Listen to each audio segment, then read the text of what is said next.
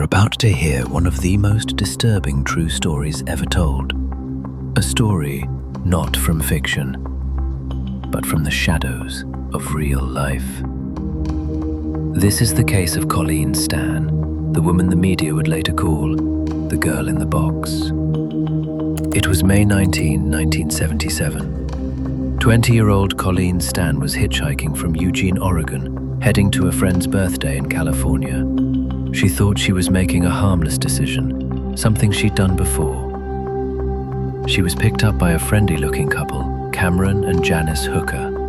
They had a baby in the back seat and offered her a ride. She felt safe, but that illusion wouldn't last long. After driving for a while, they took a detour off the highway into the woods. There, Cameron pulled out a knife and forced Colleen into a makeshift wooden box. It was dark, silent, and designed to restrain her every movement. That box was just the beginning. Cameron Hooker had been planning this for months.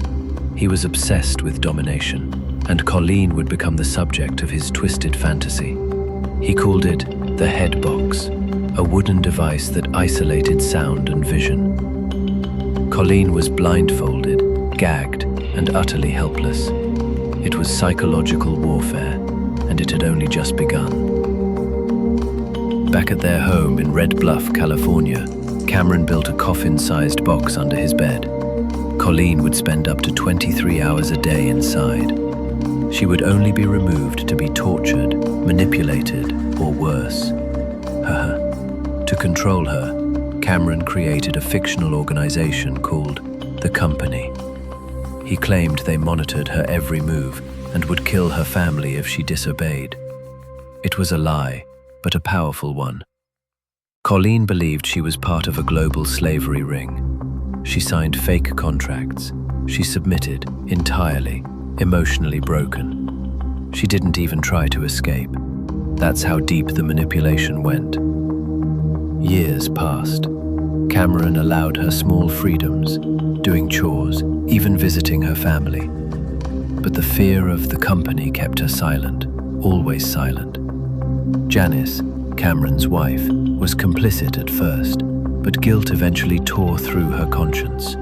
She watched as her husband spiraled deeper into madness. In 1984, Janice confessed everything to Colleen. There was no company, no global conspiracy. The monster was in their house all along. Colleen finally escaped. She called her family, walked away, and lived. There was no grand police chase, just quiet, desperate freedom. Cameron Hooker was arrested and tried in court. The box, the chains, the contracts, all used as evidence. Colleen testified bravely, shaking the world with her story. He was sentenced to 104 years in prison. Janice received full immunity for her cooperation. Justice, in its own painful way, was served. Colleen Stan survived 7 years of captivity. Today, she lives a private life, quiet, strong, and healing. She occasionally speaks to help others who've suffered trauma. This case still horrifies law enforcement and psychologists alike, because it wasn't just physical control, it was complete psychological domination. And it happened in plain sight. They called her the girl in the box, but she was never just a victim. She was, and always will be, a survivor. This was episode 3 of Sinister Whispers, where true crime meets true horror. Like, subscribe, and remember, the most terrifying stories are the ones that actually happened